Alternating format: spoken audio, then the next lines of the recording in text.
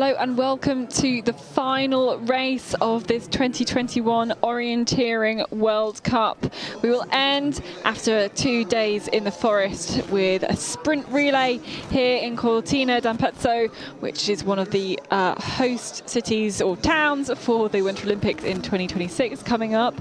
But first of all, it will hold another major sporting event, the World Cup final in Orienteering, and it should be a lot of fun and fast race around the town here with pretty good conditions for racing today. We will of course see the teams of 4 go head to head. First the women racing, then men, then another man, and then finally ending with the women. And we've got 50 teams on the start line today. It's going to be a fantastic race, hopefully, and multiple teams per nation. So we've got 4 Swiss teams, 4 Swedish teams. You could well see some of those be featuring up towards the top. Let's have a look a little bit at the kind of expected winning times. We've got 15 minutes per leg. We've got 21 and 25 controls. Of course, there are going to be forkings, gafflings here to be able to split up the runners, and it's not until they get to the very, very final stage of the last leg that they'll all have run the same distance. But Jonas, do you want to talk us through the map and the courses? And what we see here is the men and the women's course in the same map. We see that there is a short loop for the men's course, so for second and third leg in the beginning, and then they come together again at control 6. We also see that there are quite many forkings here at almost every second control. We have one, then we go to this hockey rink where we will have a passage with some pictures from there at 15. The men's and the women's course split up again, and they come together here at the 18th control again. Another forking here towards the arena passage. From here there is a common last loop, so no forkings at all at the last loop here through the village or the city, whatever you want to call it. So in terms of the map there, what do you expect this race is going to look like as we look at the team standings across the World Cup? What do we expect to see? Well, we see many forkings, but they're not. I don't expect them to split them up very much. They don't differ too much in distance. Sometimes they're tricky because you have the same way out from the control, but then you have different control points, which usually the course planners try to separate the runners already at the control. It's not all the time here that you have to do it. So I guess that there will be quite a tight race, and that the differences will mostly be the individual differences of the runners. Yeah, I don't think these forkings are going to split people up in terms of time. It's going to force them to go different ways, and crucially force people to have to run their own race, have to do their own orienteering, and that is what makes this sprint relay so challenging. On paper it could look like an easy course, but it's completely different scenario when you're racing head to head with some of the others, and it just can go can get very interesting very quickly. So we'll look through the teams. Sweden first with Alexanderson on the first leg, von Krusenfreiner, Svensk and Hagström. Switzerland in second with Paula Gross as their runner first leg, then Hadorn, Kiberts and Simona Abersold. Norway, they've got Victoria Hestad Bjornstad, Heimdal, Fosse, Kasper Fosse, multiple World Cup winner, and Drina Benjaminsen as well. Finland have pretty strong team, Vera Klemetinen, Ruohola, Niemi and Harju. Czech Republic there with Kosova, Krivda, Glonek and Janashikova. They're women on that team particularly strong, and I think those kind of 5 are the main nations we're going to be looking at. And what we don't see in this lineup is the second teams. You can see Hannah, we can see some of the kind of Hannah Lundberg in the back there. Some of the kind of second and even third teams for the likes of Switzerland and Sweden are going to be, I think, featuring up there quite closely. But it's just great to see so many teams fielded here at this World Cup final in Italy, and that's fantastic that just you can see so many runners ready to make their way out there. I feel that was almost a little bit of a false start, but though they are, and they are straight off out into the terrain. And the first control is a forked control, so they've got 2 different options to go for, and this might split them up. We can't quite see just how they did there, but you can see we've got A and B, and they may well go different ways to those 2 controls. They'll be dodging tourists, and they'll be dodging just people having their coffee, having their lunch, I think, around here, and gotta try and just keep calm and in amongst all these 50 women starting here. And you see that they are not really splitting up. It's not an... I mean, it would be a good option to continue if you have control B. You could have continued there and then take the passage between the buildings. But, I mean, you don't lose a lot of time if you pass control A. And that's a bit what I mentioned before. The course planner, they didn't really... put the course in a way that it's always necessary to split up. And you can see, of course, it's a little bit slower. If you take control B, then there's an option, then you should maybe continue in running direction around to control 2 again and not back out. So that might be a reason why many of the runners with control B here lost a little bit of time. Yep, of course, that is a little bit further the way they've gone, and then common control to control number 3, which is where we'll get our first split time as well. Now we can see they're splitting up. Yeah, and something you can see already now is that Swedish teams, both of the Swedish teams, the second team with Hanna Lundberg and also the first Swedish team, they take the lead here directly, and I think it's a very crucial leg, the first leg here, because if you take the differences in the teams, for example, the first Swedish team and the first Swiss team, I think the biggest difference is on the first leg. So it will be very important for Switzerland to keep contact here as long as possible. Yeah, we can see there's a clear tactic, I think, from particularly the first Swedish team and maybe the second one. You know, they're putting their strongest runners out first with Tove Alexandersson, you know, sprint world champion. That's a really decisive, you know, move there for them to do that, and one that we've actually seen them do quite a lot recently in aiming to get the gap. But yeah, there's not that many who will be able to keep up, and maybe this is where Switzerland are missing a couple of their good runners, their good sprinters in Elena Ross and Sabina Hauswirth, both of whom are kind of injured at the moment. Yeah, Elena Roos had an injury in one of the sprint trainings. She had a crash with Joey Hadorn, so he would have been one of the teammates today. They knocked themselves out in a training there, so she has a fracture and she's out for several weeks. Very unfortunate for Switzerland, of course, because Elena Roos has been an important part of this team for many years now. See here that Hanna Lund, more likely. Yeah. You see here that Hanna Lundberg, she opened that race in a very strong manner. She's never been running the sprint relay before, because we never had this situation that several teams per nation were allowed. We had it at the European Champs and the World Championships, the last sprint relays, and then of course there you only have one team per nation, so she never really made it to the first team. It's the first appearance here for her. She's doing very well on this first leg. Although she just kind of cut down those steps and allowed Alexandersson to get ahead there on her way to control number 5, and actually allowed some of the others to catch up. I think we've also got Grace Malloy up there for the British team, currently I think in that second place, if GPS is all accurate. Kosova up there as well from Czech Republic. And those first 3 now maybe seem to have got a gap as they go into this common control here.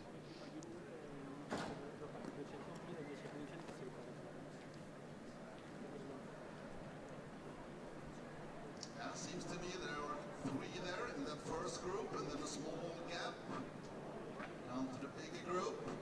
And it is Grace Malloy. And I have a feeling this leg they're not going to really split up in terms of going the 2 ways around this out of bounds section. I think it's a good choice actually to stick together. Go the shorter route. Yeah, that first group of 3 seems to have definitely made a little bit of a gap. Here they are. Hannah Lundberg the first, Tove Alexanderson cutting up there, Grace Malloy sticking more along the road. There you can see one of the controls to the left, Hannah Lundberg punching there. And you see that Tove Alexandersson chose to go around the hockey arena. You see it in the background here to the right. There would have been a possibility to go to the left as well. I think it's a good option though.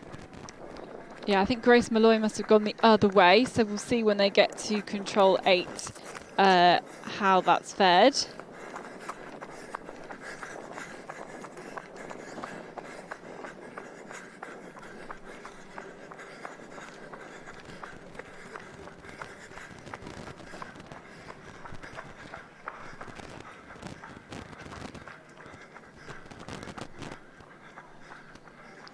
And we'll see them a lot around this ice hockey stadium. We'll actually see them go inside the ice hockey stadium for the next control. We've got Svetlana Mironova of Russia up there as well. Got Switzerland the too. Second Swiss team, Serena Kiberts. Rudnaya also of Russia. Guess there was the first Swiss team here to the left. Paolo Gross is there. The gap at the first radio control was 22 seconds. Now they turn into this hockey arena here.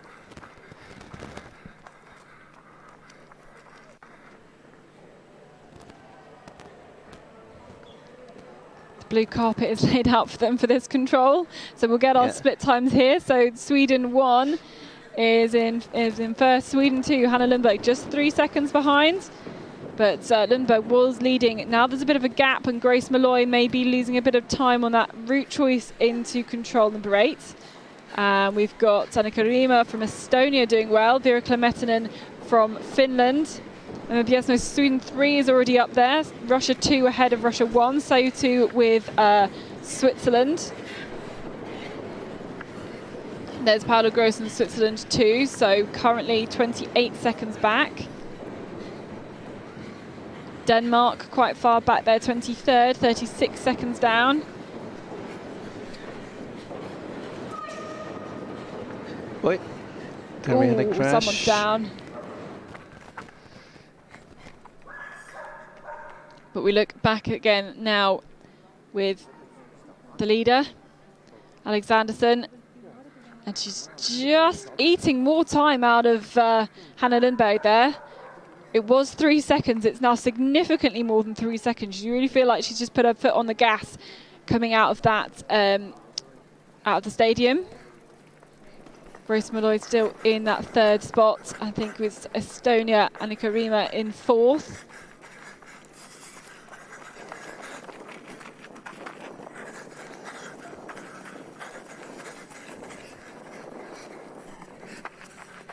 Biesmo is there as well in 5th. Sweden 3. I did ask before this how many Swedish teams will we get in the top 5.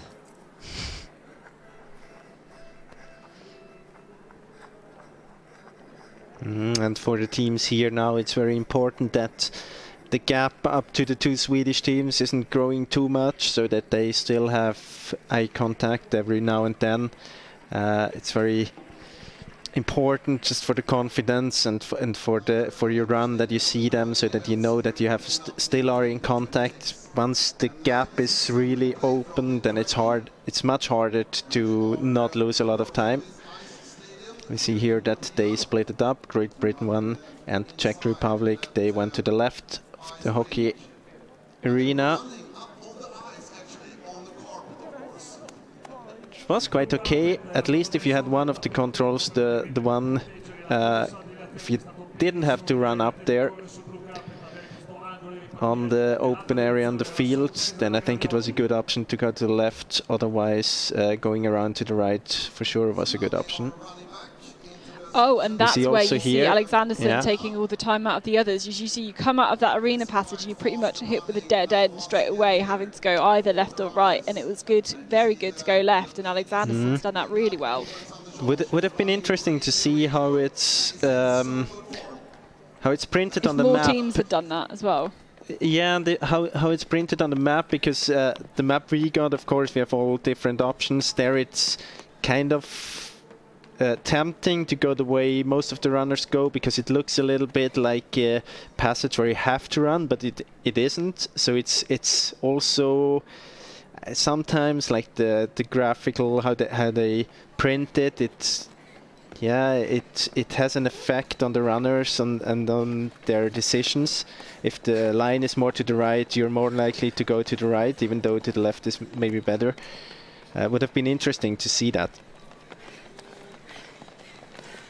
So Switzerland 2 just punching there, and seeing Grace Malloy for the British team has dropped a few places just on that section, down from 3rd.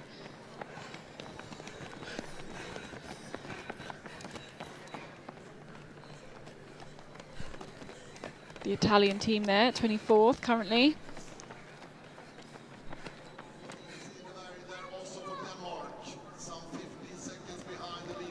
Okay, so we now have a look at this little forking we have here.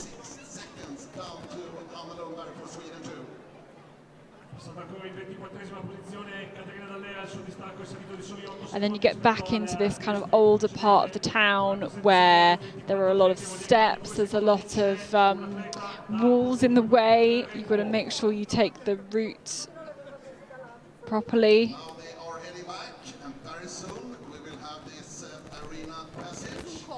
And right now they have been out for 12 minutes. 12 minutes running right now for the first day runners. We have Swiss team, first team, 34 seconds behind. We have Norway 33 seconds behind, but it's the situation for them is quite okay anyway, because there are many teams between the two leading Swedish teams and their position. So it's still that they have many backs to go to choose to run behind. Now this It would GPS be is a much bit all over harder. the place, but you can kind of Yeah. see how the teams are going down. Well, the two leading teams going down the stairs now to go in the section of underpasses. So in less than 1 minute, I believe, we will have Got that kind of interesting level mapping that we had quite a lot in the World Champs. But certainly now we can see them at 16. And then very, very soon we'll see them running through the arena passage. Again, yeah, I just feel like the GPS is not quite as good in here. Here's Alexanderson though, and Hannah Lundberg. And I think Lundberg has caught up definitely some time then, was compared to what we saw after the stadium, after the ice hockey stadium. She's definitely caught up a little bit more time there. 6 seconds there, so she was 2 seconds faster in this section.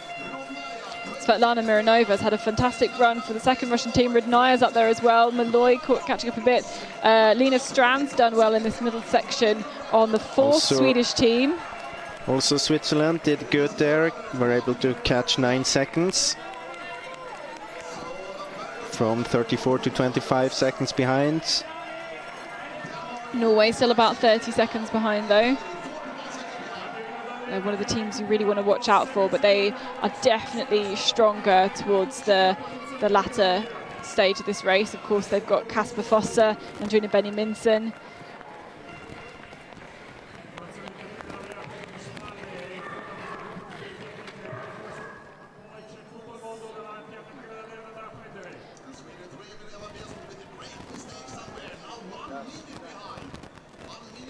Ooh, yes, look at the Emma Bjørsmo is a lot behind there. They're on the third Swedish team, must have seen a mistake. And then these are the two leaders just punching at control 19. And now the gap is growing again here. The Russian teams have done something very different are at this point. We'll see whether they are still in 3 and 4 by the time they get through to 19. But yeah, the gap is huge now at this control.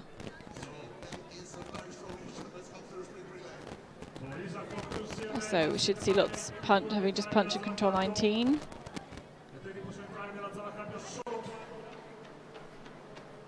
Now you can see towards the end as well that it's really now where the physical differences are kicking in.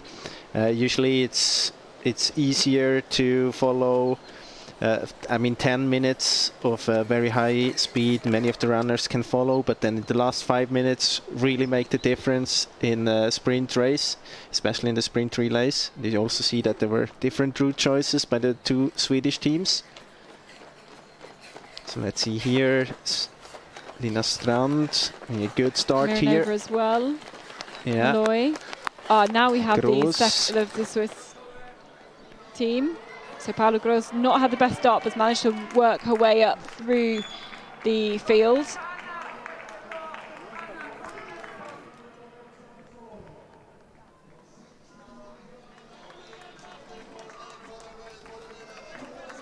Okay, so we wait at the handover. Isak von Krusenfrenner is going to go off now with Tove Alexanderson taking the lead on that first one.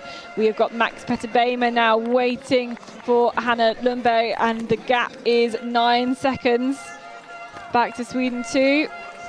But they're crucially now, they have a big gap on the rest of the field.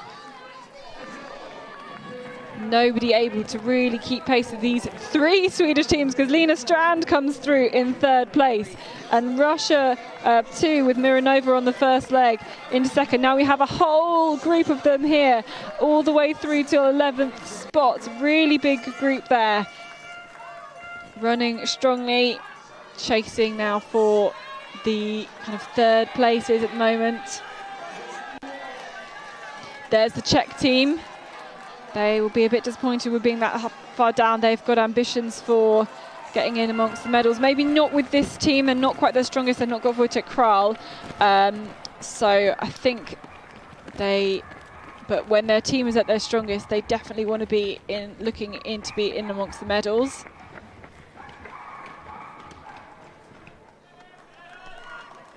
And of course, we said the men have this kind of strange little loop to start off the course, where they add a little bit of extra distance, extra controls. Well, the loop itself isn't too too strange.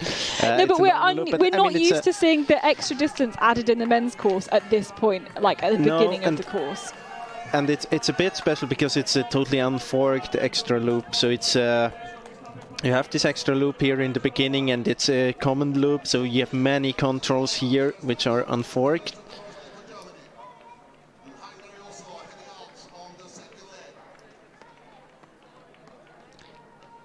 Yeah, and I feel it just kind of puts you straight into the orienteering, and it just kind of makes it tricky, you know, from the beginning.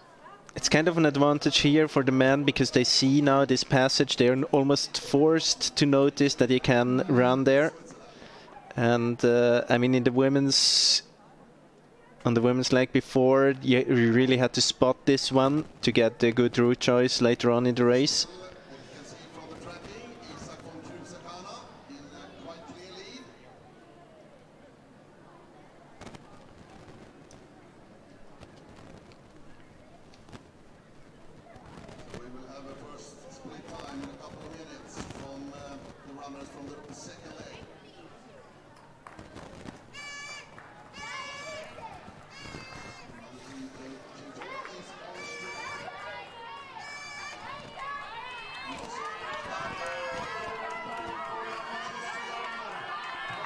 It's hard to see things around control number 3 exactly where everybody is, but now we can definitely see Isak von Krusenfrenner extending the lead for Sweden 1. Max Petter Bejmer still in a very good place for Sweden 2. We've got Switzerland 1 in there as well.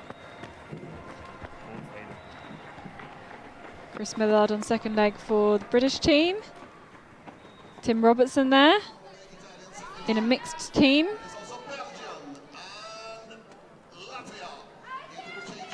Yeah, the GPS very unprecise here. I mean, you have many buildings close to each other. It's hard for the GPS device to connect to the satellites. we can get an idea of where they are running. So the gap was 9 seconds then between the top two teams. Max Petterbeimer will go through, 11 seconds. So Von Krusenfrener making just a little 2-second gap initially, but Joey Hadorn is working hard for the Swiss first team, and I think that was Florian Hovald as well. This kind of group here, Guillaume Elias for France, Jens Ronalds on that fourth Swedish team. That whole group kind of working hard then. I think have maybe caught up, like really being pushed on by Joey Hadorn in the lead, kind of catching up a little bit of time now, and then they're just kind of spreading out behind. And already you can see, so the Czech team there back in 13th, the Russian team they had a great couple of the two Russian women having great first legs of Russians not being quite so strong in the men's side of things for quite a few years now, so not really a surprise to see them dropping back. Very good start for Joey Hadorn here. He was able to catch 9 seconds or 10 seconds even. And we saw a lot of them very, very close together at the changeover. I think that's attacking moments from Joey Hadorn has made them really kind of all spread out again behind, as not everybody's able to keep that really, really quick pace. Probabilmente anche l'esigenza di passare, la volontà di passare nell'asse in campo, dato a un allungamento lieve dei percorsi. Vedremo se Ilian Angeli riuscirà a mantenere questo trend che gli ha visto recuperare 10 secondi nei primi 3 minuti di gara, con Joey Hadorn che sta portando tutto il gruppo addosso almeno alla Svezia 2. Norway first team out in Heimdall, 34 seconds behind. It's an okay start. He doesn't lose a lot of time here. And if you look back to the World Championships, the Norwegian team, they were 2 minutes behind after 2 legs, and in the end they ended up in second position, only 26 seconds behind, so they can really have an impact on this race later on with Kasper Fosser and Andrine Benjaminsen, so we shouldn't really count them out here.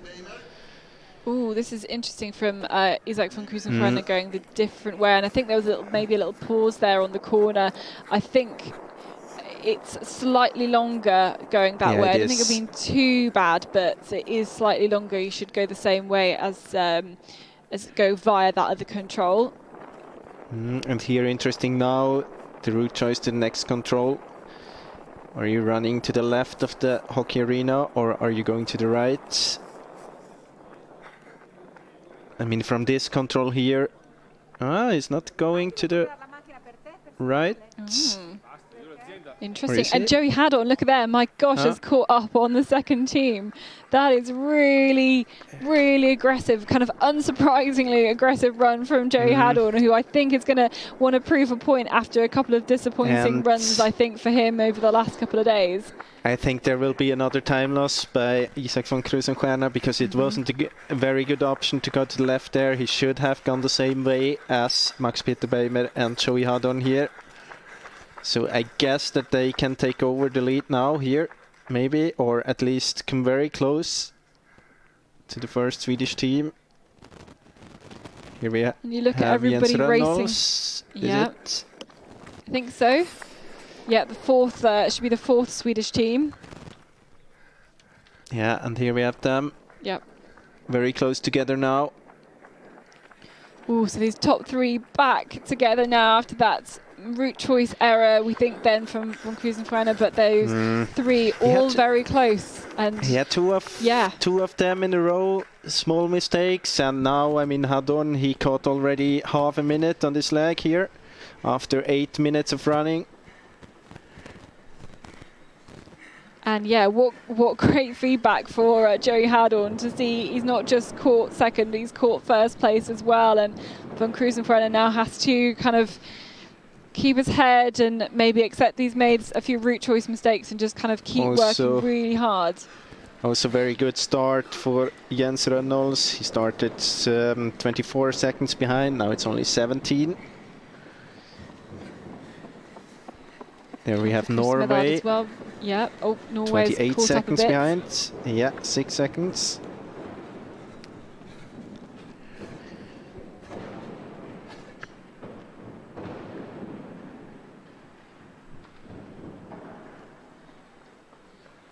So yeah, I think that mistake, those couple of mistakes by Isaac von Krusenfreiner has allowed just the rest of the field to kind of close in on him. Not just those two chasers now, but the others as well. And he's really trying to keep himself ahead of Joey Hadorn here, making Joey Hadorn work really hard, and that's exciting to see.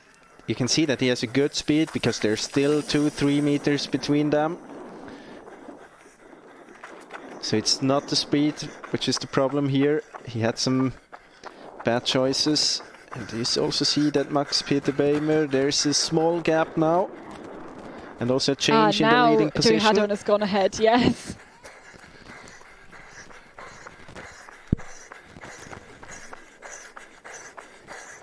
Although now does this race become tactical as they split up and go into the next control? I was about to say, where do you want to be? Do you want to be leading? Do you want to be second? Do you want to be chasing? It doesn't really matter because they've just split up, because that's how I guess work. For them it doesn't. I think it's quite convenient for Hadorn to be in the lead because he knows that he has made good decisions before. Now he sees the runner in front of him. If he's in the lead, the choices of von Krusenstjerna won't affect him. The other way around, I mean, von Krusenstjerna knows that his decisions weren't the best throughout the course so far, so it can be a good thing for him to maybe get some inputs from another runner. And you see here, but he made his own choice, which was very important to this control, of course. Did he choose?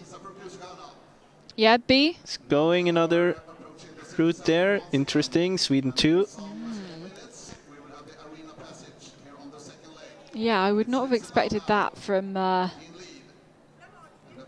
it's maybe not the closest one to the red line. You see that there's a gap opening here as well. It's like 5, 6, 7 seconds. Then we have our chasers. So Max Peter Bämer's dropped back.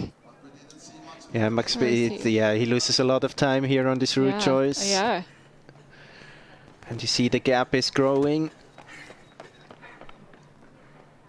There we had him, I guess, back in the picture, running down. So he lost a lot of time here. Gap now 7 seconds.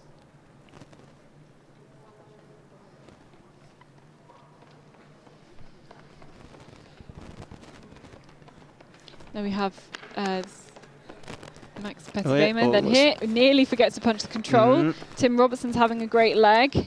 Jens Ronald here as well. Lost more than 20 seconds on this route choice. From 4 seconds behind to 25 seconds behind.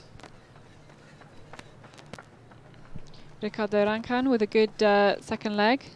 And Norway then, I think, dropping a little bit more time at this point, I think.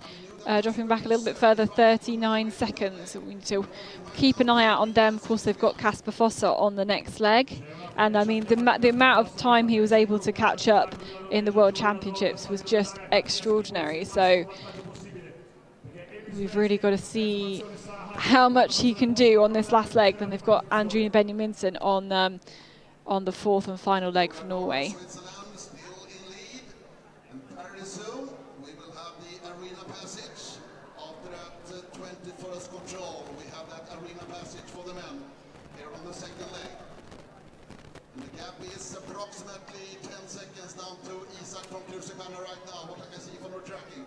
And if you've got B, do you go back down the steps on the way to?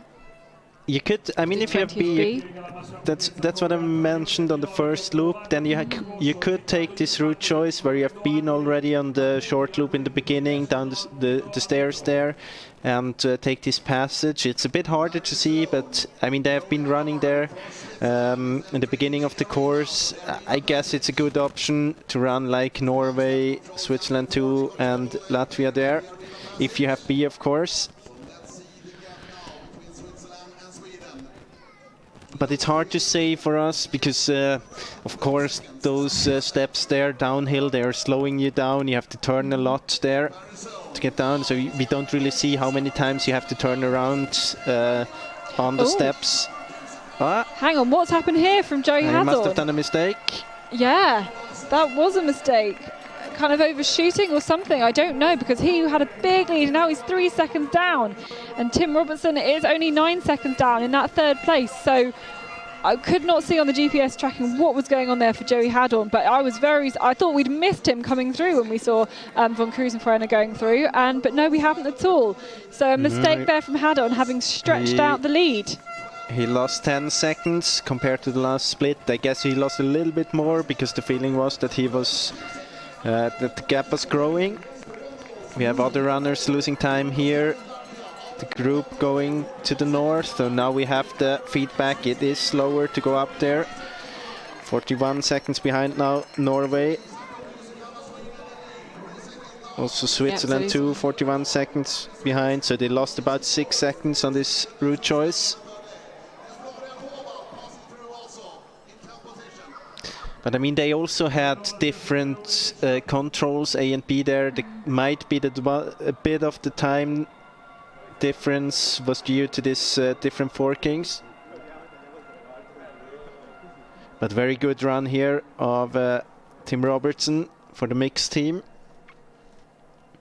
So he was half a minute behind at start. Yeah, he could end up with the quickest time on this leg. It'd be interesting to see. Definitely. It's a shame that they're the only, Tim Robertson and Toby Scott, the only New Zealanders. I had Elena Babic from Ukraine on the first leg though in that mixed team. Just glad that they can get a chance to do some sprinting. And these are the two leaders back together, and this time maybe von Krusenfreiner holding off Joey Haddon. Just about. Here's Tim Robertson going the other way around. Looks very quick through this point. Doesn't have to turn around either. Max Petter-Beimer, Sweden 2.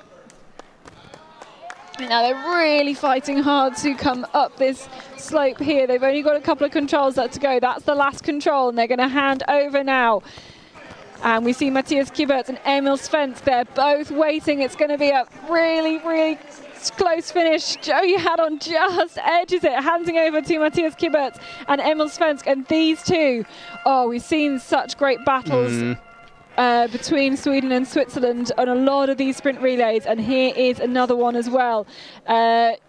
Tim Robertson just kind of maybe losing a slight bit of time towards the end, but that was fantastic there. Sweden 2 then into second.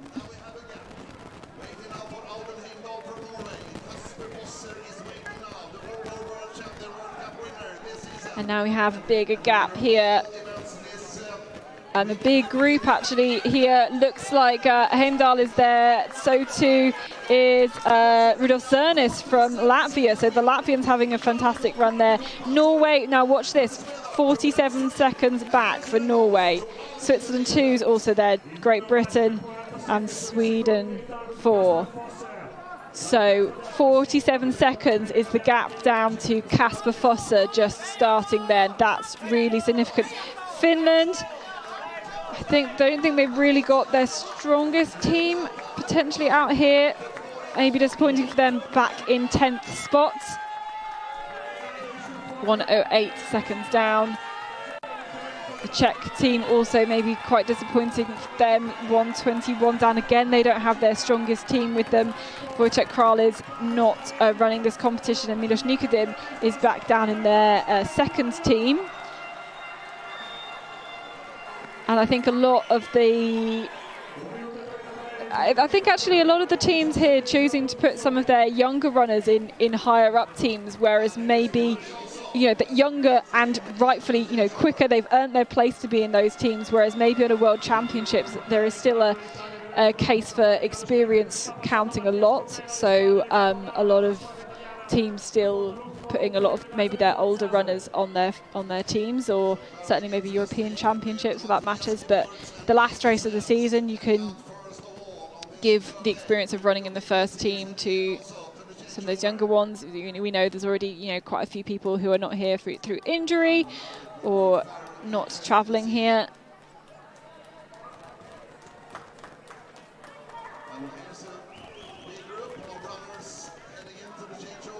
It's So hard to one- see here on the picture what the gap is between Sweden 1 and Switzerland 1.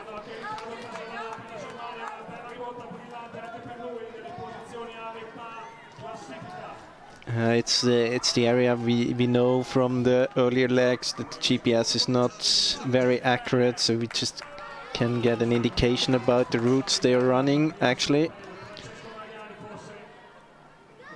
But so with Matthias Kubert, Emil Svensk going out 1 second apart, who do you think fares better in this matchup? Well, usually I would say it's kind of a pat situation. They're quite equally strong here. If we look back at the earlier races, both of them have been very important for the teams, and both of them have had days where it was better and less good days, but always on a very high level. So sometimes maybe they lost 10 seconds, 12 seconds, but very often they were important parts of the team and able to catch time. And I don't know if we have seen them so many times running out almost together. Here we can see though that Kiburtz is able to open a gap. He looks very strong physically. But we also know that the decisive parts regarding route choices and mistakes we have seen in the second half of the course. Here we have already Kasper Fosser started 47 seconds behind. Yeah, the feeling is that it's not 47 seconds anymore. Let's see when we get the split times.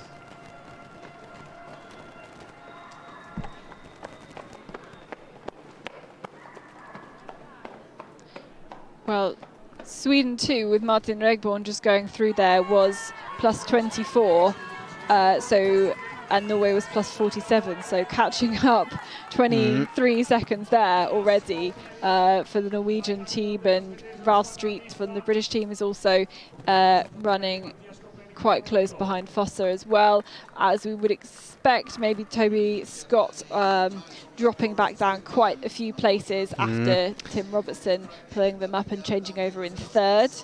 You can also see here that the tail is 15 seconds. It looks like a big gap now between Switzerland and Sweden, and you also see that the gap down to Norway seems to be around 30 seconds. So it was definitely a very good start for Kasper Fosser.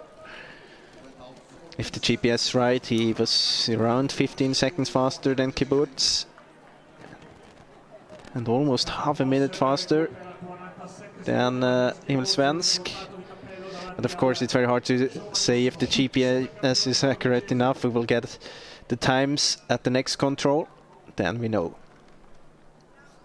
Yeah, then we'll be able to see just what a start these men have been able to make on this third leg of 4.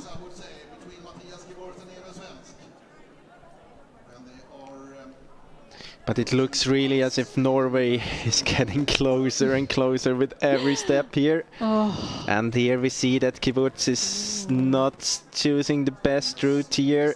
It's about the same as van Krusenstjerna before. Of course he has B, so it would be worse if he had control A. But still I think it is... you run kind of an S shape here because you cross the line here, the red line, at this point. So there is a little bit of unnecessary distance to go for Kiburtz. Of course, it's not a matter of 10 or 15 seconds, but maybe 2 or 3. Almost had... and now he's the first one having this control and then going to the left around. Yeah, I think that's a really good decision there. Oh, who else is going there? Emil Svensk is also going left. Yeah. So that's not good, sorry, yeah. They needed to go right. I think it's okay if you go all the way around from the beginning. What we have seen before with Isaac van Krusenstjerna is that he first went up and then to the left anyway, so that wasn't a good option. I think it's an okay option, or quite a good option, to go to the left from the beginning if you had the control Emil Svensk had.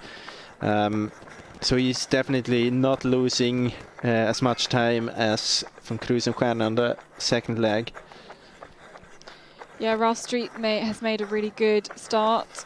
He has had some good performances at sprints recently. And then the We British didn't get. team keeps on teasing him that he's a sprinter and he keeps denying it. I would say that as well. Just Yep, to tease him, of course. of course. But he was 20 seconds choice here. yesterday in the middle as well. Very good choice here. Now is up Yeah, very good almost choice. in the leads. We didn't have the time. We didn't get the times at control 40. Number 40. Hesitating a little bit here. Hopefully we'll get the times though as they go into the ice hockey stadium.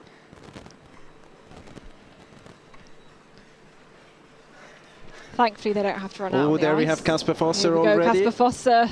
6 seconds behind only. 6 seconds behind. So we've caught up 41 40 seconds. seconds, yeah. Oh. And Emil Svensk having only dropped 10 seconds compared to Kiberts, but dropped 2 places. Martin Regborn having a good run too. Yeah, Martin Hubman. You know, Still Rolf Street, he Sweden caught 44 seconds on this leg so far. He went out 51 seconds behind. So a great start for him.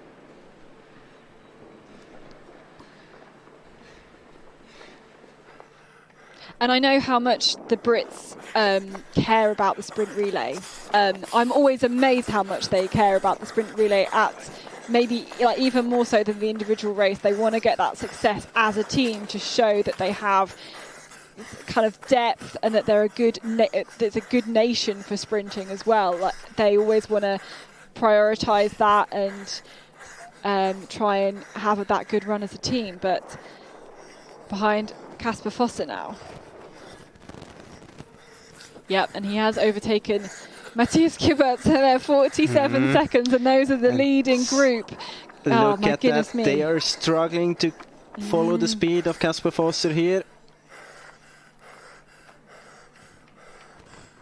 But those 4 now back together, maybe Emil Svensk catching up a bit, and they're splitting up again as they go towards the next control, the forward control.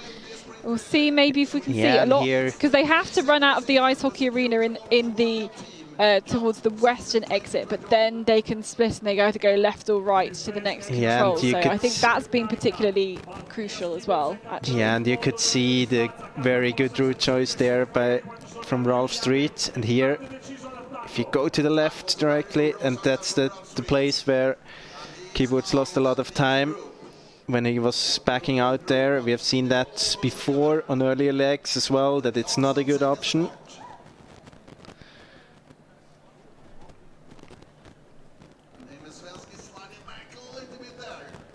And now this is where you've got B, it's a little bit shorter, so that's advantage there for Norway, for Sweden, Switzerland and Britain having to go a little bit further on that control. And then we see, yeah, they're all heading back down on this street.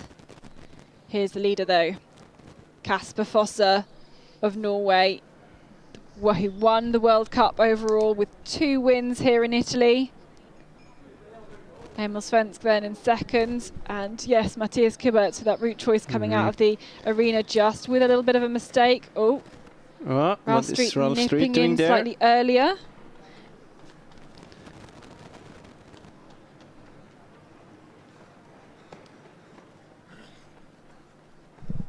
And we should get another time check, I think, here. The gap is growing here. 5 seconds now.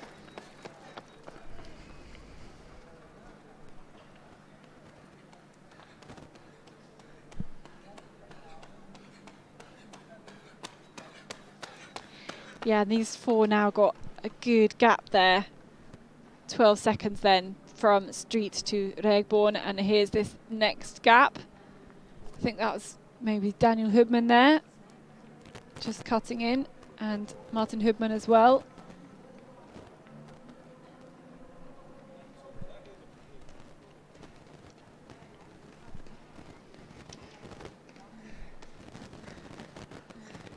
Albin Wiedefelt for the Swedish 4th team.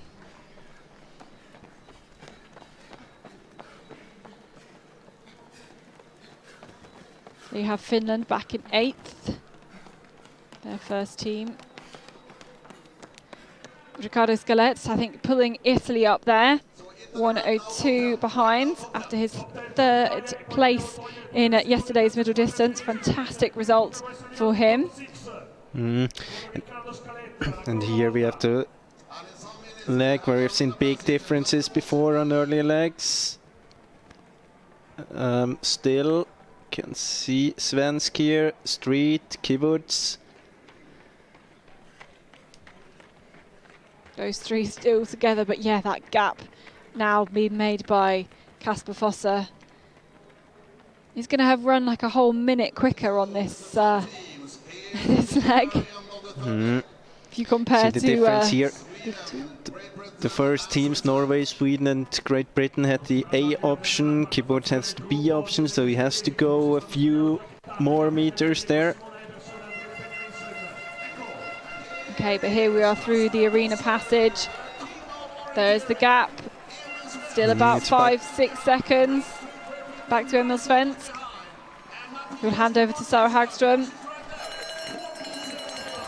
Ralph Street will hand over to Megan Carter-Davis. Matthias Kibert will hand over to Simona Abersold. But now 14 seconds back on Norway. He has to be careful. Handing over in the lead. Has to be careful not let the gap open too much. Of course, Switzerland has a strong last leg runner, but Norway has one as well. Great Britain has a strong last leg runner.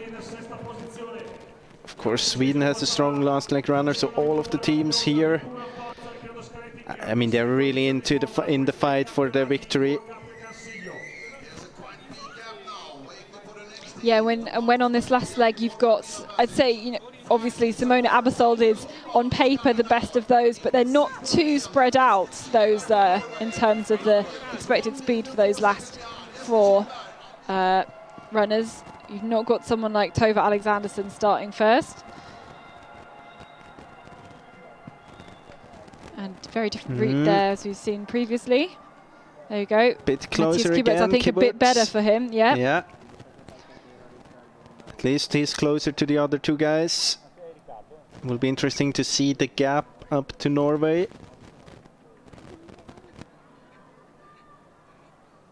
Martin Rekborn. Who's had a bit of a lonely run for the latter half of this course. But they're still within sight though, Kasper Fosse. And that's really significant. It's around 6 seconds still. So let's say gap here 10 seconds, 12 seconds, something like this.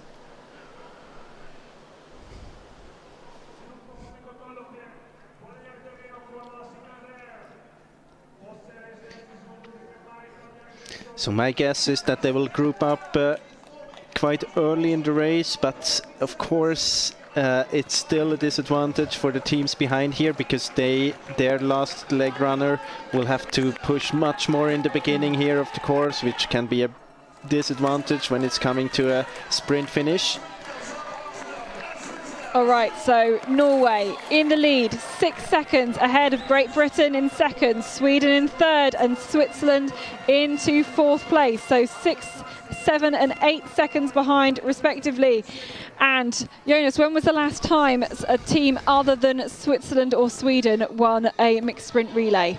Yeah, it was actually more than 5 years ago at the World Championships in Sweden 2016, where we had Denmark winning, one of the teams that was very big in sprint relays for many years. We all remember when Maja Alm was there and dominating the sprint relays more or less by herself. So yeah, it's a long time ago. So it's cool to see. It's nice to see that we have so many teams here up in the lead.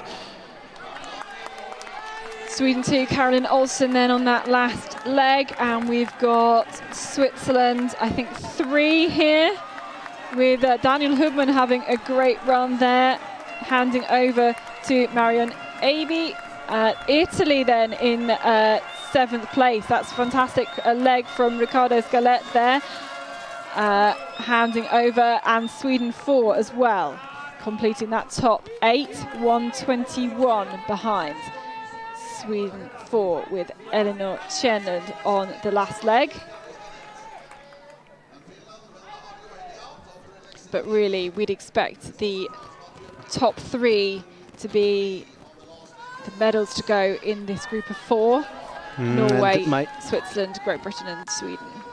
And as I said before, my guess is now that the teams behind, especially Simona Ebersold, will push very hard here on the first controls, maybe even over push it a little bit to close the gap, to let the runner in front of you feel that you're just behind and that you're strong.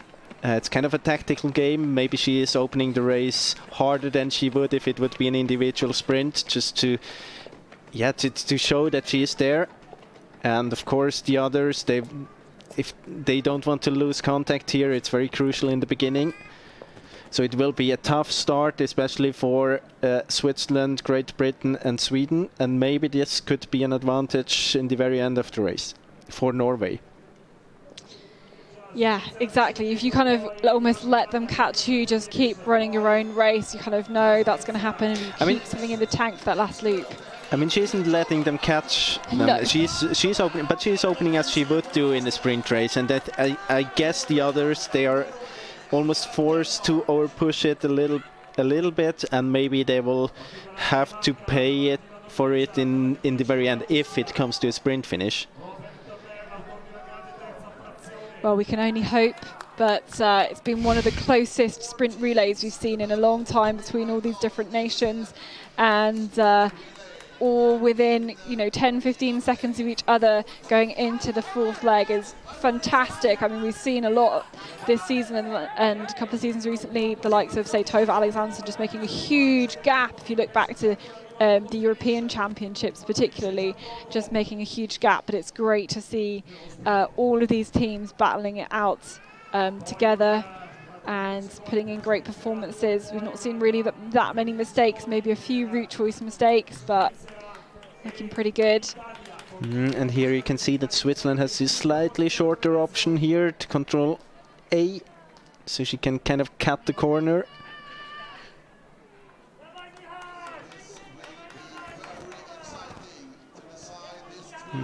Looks like as if hope Norway didn't follow to the A option there, but I mean the GPS is so inaccurate here that it's very hard to say at which control they are.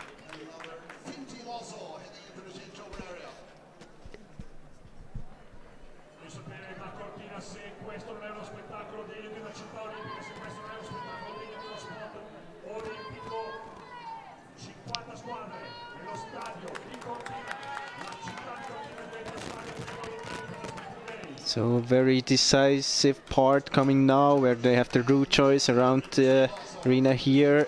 Let's see, maybe not the best option for Norway to go around there. Great Britain following. Andrine Benjaminsen, Sara Hagström going to the west as Simona Ebersold. I think that's a good option, but let's see if it's paying off. Of course, we see that Great Britain and Norway, they have the B option, so it's okay to go up there. It would be worse if they had the A option, because now you can see they can cut up here directly. Down there you see Ebersold. And it looks as if she is going around to the left. We know from the leg before that it was faster. We have seen Ralph Street to go to the right. So it's a good option to go to the right. We haven't seen Carter Davis there. Yeah, it looks a little bit as if Hagström was struggling with the speed more than the others.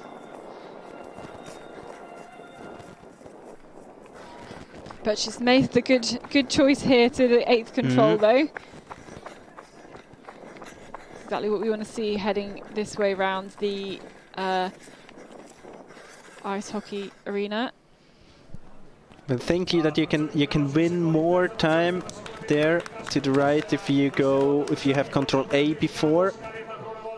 And you see that Norway, Great Britain, they go the same way as Abersold. So it's only Sweden going around, and she had B. Doing a small mistake here.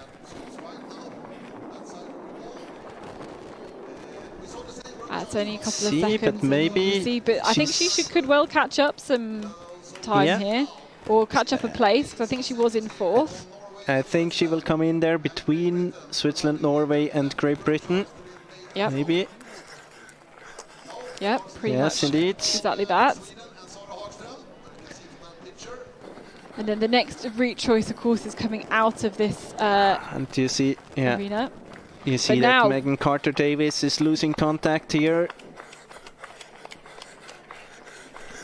But now, crucially, we've got Abersold has actually caught up Benjaminsen, though. That's really crucial. These two together, having been and you 8 seconds down. You can see that Abersold really wants to go up to the lead. Now, of course, it's hard to overtake someone here. You don't want to go out on the ice.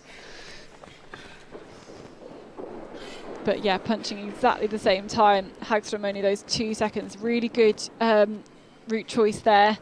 I think Megan Carter-Davies just making both kind of wrong route choices into 7 and then into 8 as well. 13 seconds down. Hagström won 8 seconds by going around to the right there.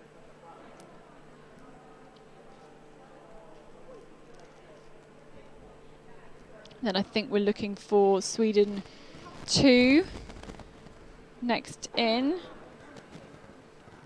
Here she is, Caroline Olsen. And now we wait to this control outside the and they all arena. Come from the direction we wouldn't like to have them from. Is it 4 teams?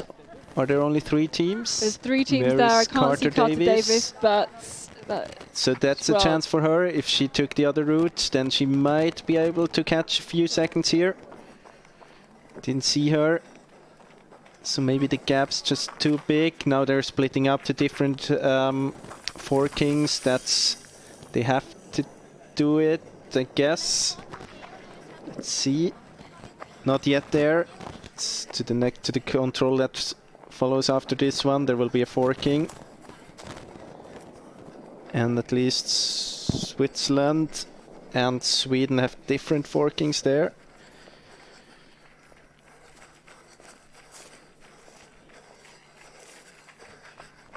And Benjaminsen has the same forking as Sara Hagström. But it looks like it's pretty easy for Benjaminsen to go with the pace of Simona Abersold there.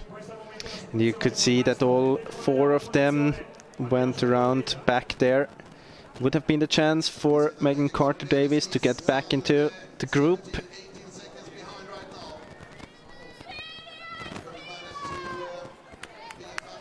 You see this forking here won't really split up the group. It's not a big difference if you have B or A. You more or less have to pass there anyway. At control A.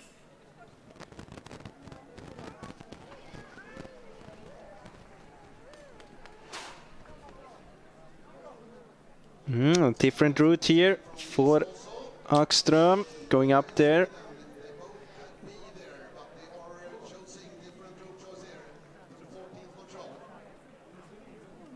It'll be very interesting to see. We'll see what happens. Yeah, let's see who is coming up here first to this control.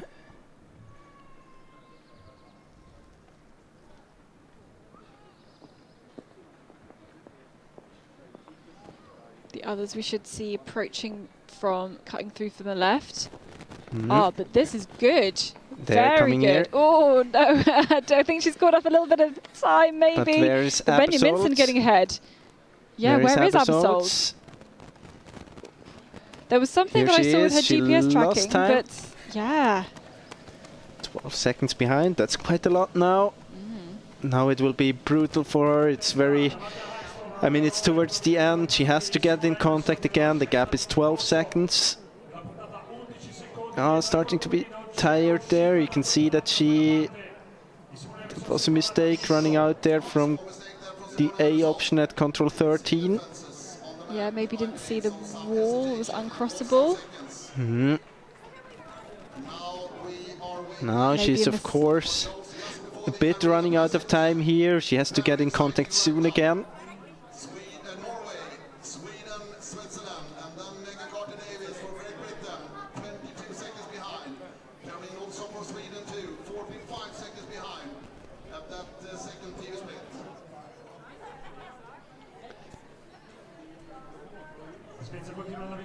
Again, we have this forking. Norway going out to the top, which we think is slower. Yeah. They should go kind of wiggle the way through, go actually quite far off the line, because then you don't have to go down those steps and make all those turns. So good for Sweden, for Sarah Hagström again, and Switzerland also going up. So goodness me, this could be looking good for Sarah Hagström. British team also going up, so I think advantage Sweden here. Yeah, if she gets it right out from the kind of buildings here, it's hard to say where she's going. Well, we will see them at control 17 just to get that indication as to what that route choice has done. But I think going down those steps is slow, very slow. I mean, it was 5 or 6 seconds the difference there on the men's leg. Here they come together. They are together, completely together. Abersolz. So I would guess that Benjaminsen has the quicker pace just from seeing them out there, but has gone further, but they are exactly together. And the interesting thing also is the gap down to Switzerland, because Switzerland is win this sprint relay. Be very interesting to get the splits at control 17. Here we are. Here we Hagström go. and They are Benjaminsen together. It looks very good for the two of them. Very good. Very Switzerland. Seconds back. They were about 12 seconds behind, I think, and now it's more. She loses time here. That's not good for Switzerland. I think that's too much. 20 seconds here for this last loop. So I guess it's between Sarah Hagström and Andrine Benjaminsen. And maybe we'll see a new winner here at the sprint relay for the first time in 5 years. Maybe we will. There is Megan Carter-Davies just through now into 4th place. It's still dropping time now on the leaders, Hagström and Benjaminsen. But consolidating that 4th place. And too much, I think, for 13 seconds to catch up on Abersold. We'll have to see Abersold making a mistake. Caroline Olsen has just also punched there. 52 seconds. But there is this route choice on control 18 to 19, and I think if you go up, it is not quite as good as we've seen that from Simona Abersold. So we're waiting then at control 19. Let's see who's coming first here. Still Sarah Hagström. They're still together. And the gap is not getting less here. She's continues to lose time, I guess. So I would count out Switzerland from the fight for the victory if the others are not missing the next control. Can't see Carter-Davies coming from that direction. Oh, there, maybe there. Here she is. Yeah.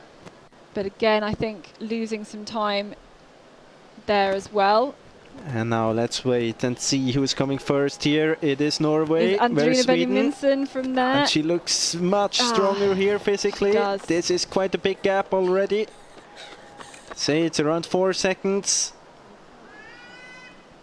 This looks good for Norway. Looks really good for Norway with only one more control and then the finish to go. We're just looking behind to see if we can see the next place team. And now it's the situation we were talking about in the beginning. Maybe Benjaminsen has a bit more energy left here for the last controls, because she didn't have to push too hard in the beginning, and this looks very promising now for Norway. Very, very promising for Norway. And Andrine Benjaminsen is going to anchor the Norwegian team home to be the first team other than Sweden or Switzerland to win a mixed sprint relay since 2016. It feels like it's been coming for them for a long while now, but fantastic result there for Norway to take the win today. Victoria Heistad Bjørnstad, Audun Heimdal, what a whopping leg from Kasper Fosse, leg 3, and Andrine Benjaminsen.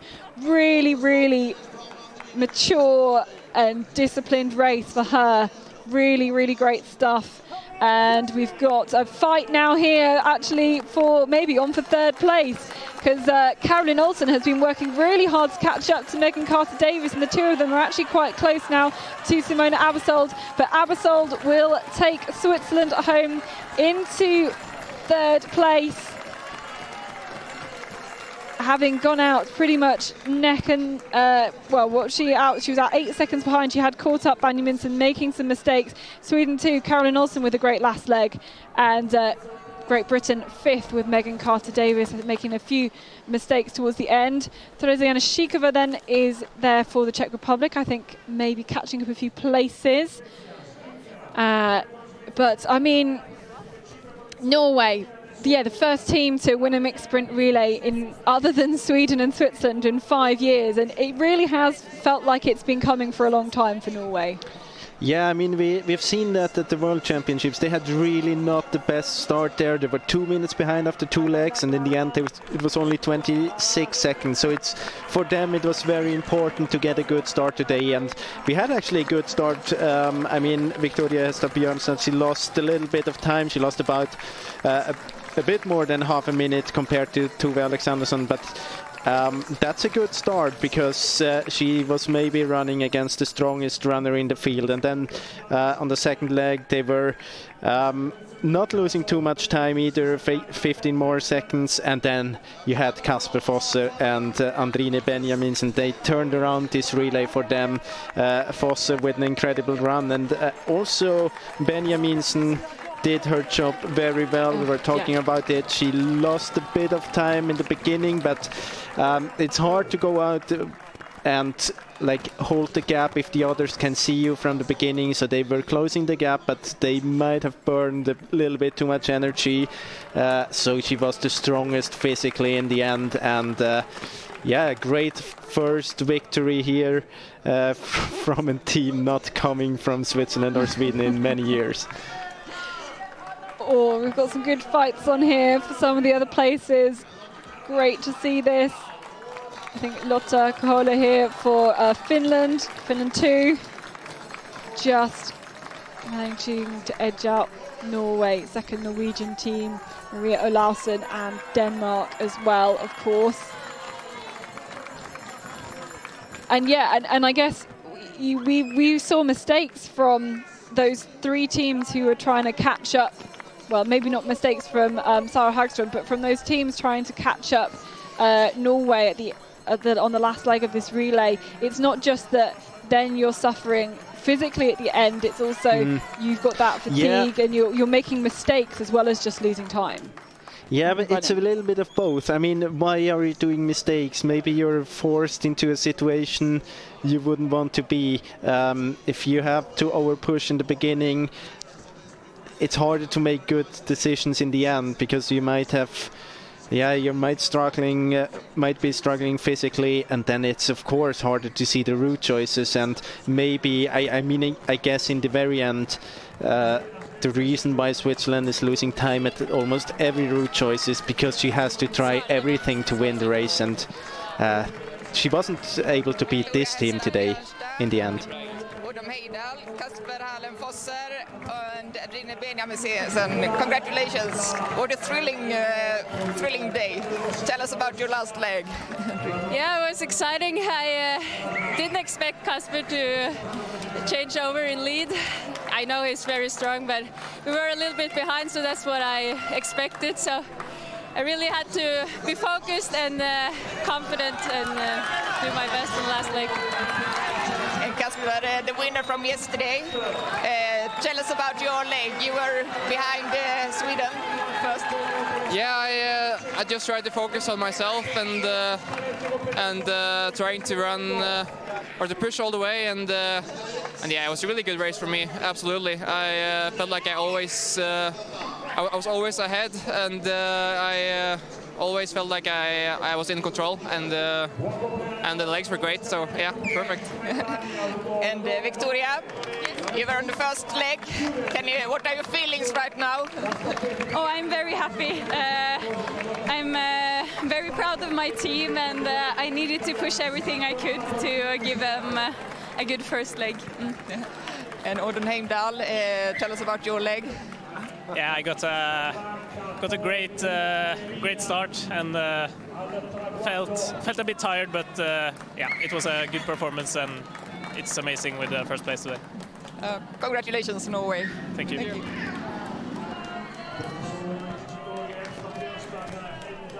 So congratulations, yes, to Norway. We will have a little look through. This is the last leg. You can see Benjaminsen just going out there ahead. And maybe we can have a little look more at how Abersold was able to catch. You could see that it's more or less the same route choices they're taking in the beginning, but Abersold running slightly faster. Of course, we're talking about this, GPS not too accurate here. Then at control 5 there was a bit of an advantage for Switzerland. She had the control, the A control there, so she could kind of cut the corner a little bit. It was the first time we've seen her kind of in the lead. Different route choices here out from control 6. Switzerland, Sweden with the A option, Benjaminsen with the B option. Then they were all running, no, 2 of them running to the left of the hockey arena, and that's the point where we saw that Hagström really was able to close the gap and get between Switzerland, Norway, and also Great Britain. Just a little bit behind there.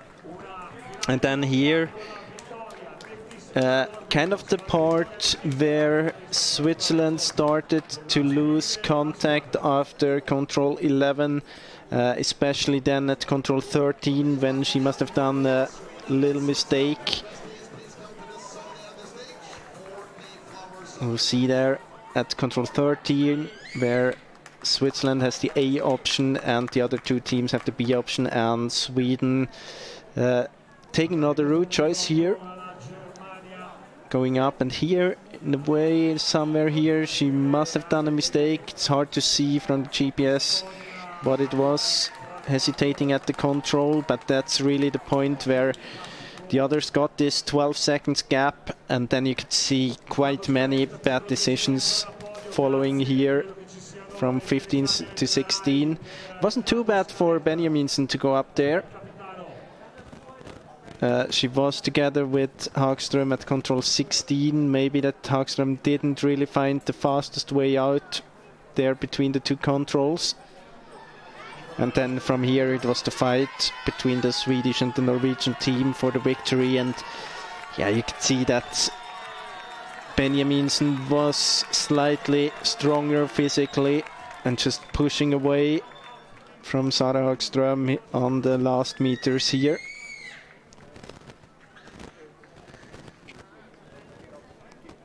There at this point there would have been the chance between 19 and 20 for Hagström to go a different way, to pass control 21 almost and come from the other direction to control 20. But in the end we had the Norwegian victory and Swedish second place, and Switzerland on third, almost caught in the end. Of course she didn't have to push too hard here in the very end of the course, but almost caught by Sweden and Great Britain. Yep, so we can look there at those final results.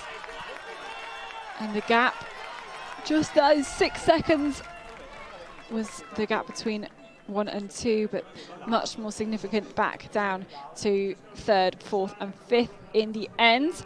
Having seen those four teams go out very, very close together at the beginning of the 4th leg. And I mean, we have been talking a lot about Kasper Fosser this week and also today, and he had such a strong race today.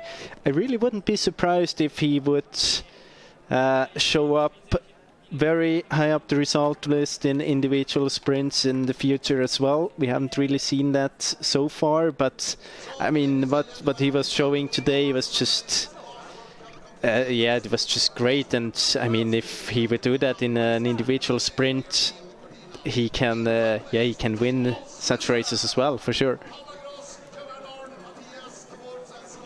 Well, we have got our very first ever sprint-only World Championships, of course, coming up next year in Denmark, having been delayed a couple of years. So we'll see what he's able to do that. But let's, of course, have our flower ceremony then for the top 3 teams from today's sprint relay to end this World Cup 2021. Of course, third place, Paula Gross, Joey Haddon, Matthias Kiberts and Simona Abersold were in third place. And the same I mean, you've got to say a great second leg for Joey Haddon.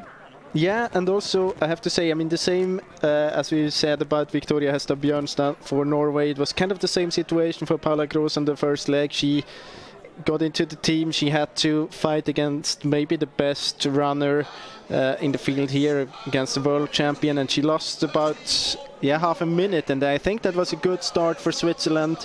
It was very important for the Swiss team to not lose too much time on the first leg, and I mean, they got in contact and they were in touch later on, so she did a great job here as well.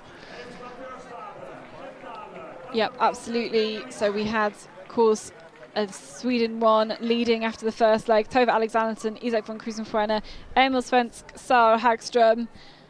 Maybe a few mistakes in that second leg for von Krusenfreiner, allowing the likes of Joey Haddon to catch up. But the winners today, of course, Norway, Victoria Hestad Bjørnstad, Aden Heimdal, Kasper Fosser and Andrine Benjaminsen.